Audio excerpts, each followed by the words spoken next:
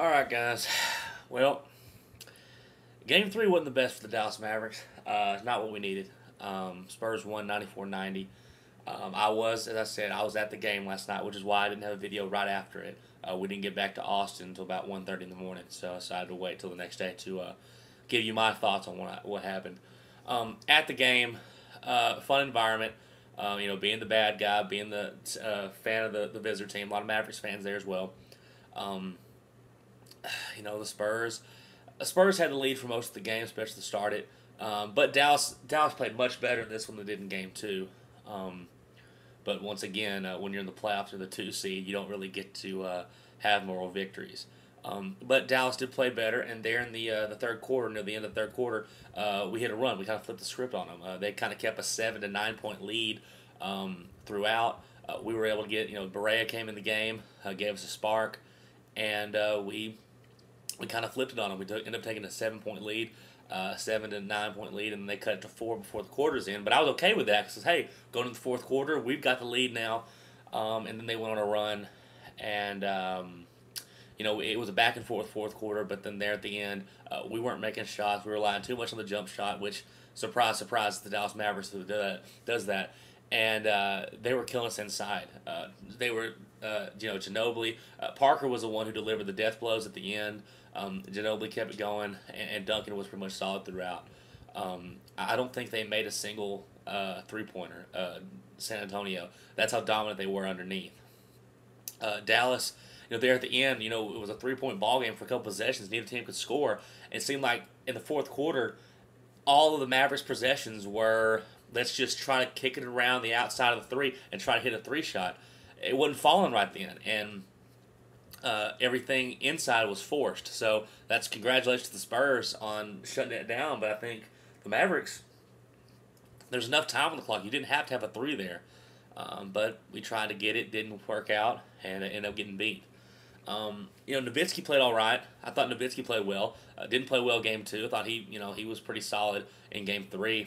The thing about Barea, though, Barea came in, was a great, spark for us, but when it came into crunch time, he can't cover Tony Parker.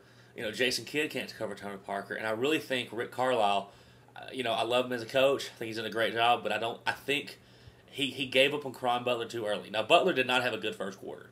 But that being said, you don't just not play him in the second half. He didn't even touch the court in the second half.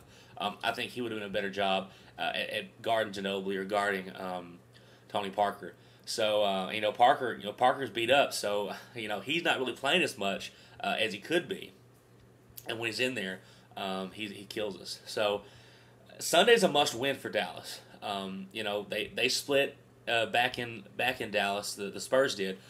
So we've got to get it on Sunday. And we had our chances Friday night, and I was pumped. I was really wanting to see the guys went on the road in person. They almost did it, but almost doesn't cut it, especially in the playoffs. So Mavericks, the Mavericks are gonna have a hard time in this one. And I gotta give credit to the Spurs. I did say this thing goes 6, but I kind of felt like even though we lose games here or there, I felt the Mavericks would consistently kind of have a handle on the series. That's not the case. It's in the pressure's on Dallas now to try to get this thing back tied up on Sunday. And right now the Spurs are playing their best basketball of the year. Tim Duncan has found the fountain of youth these last couple of games, and Tony Parker, as I've said, and Ginobili. I think Dirk actually broke his nose. Dirk broke Ginobili's nose during the game, and Manu's one of those guys who you watch him play. And he's one of the best in the league at, you need a basket right now, he'll get you one.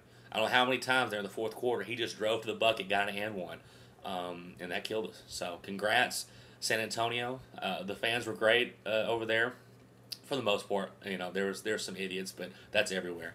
Afterwards there's a chance of go Spurs, goes Mavs, so which all that stuff is cool. I actually like that kind of stuff when you're on the road.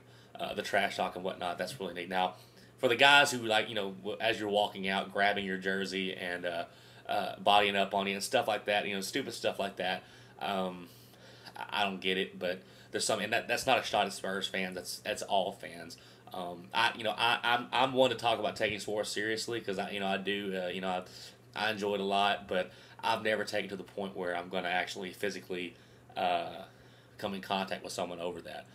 But that's wherever you go. But for the most part, San Antonio was really cool, and didn't win that one. So, congrats Spurs fans on Game 3. And Dallas, we're gonna have to get Game 4. It's a must win. Can't go down 3-1 to the Spurs because they've already proven they can beat us in Dallas. We need to at least get this thing to 6. So, congrats Spurs, and come on Mavs.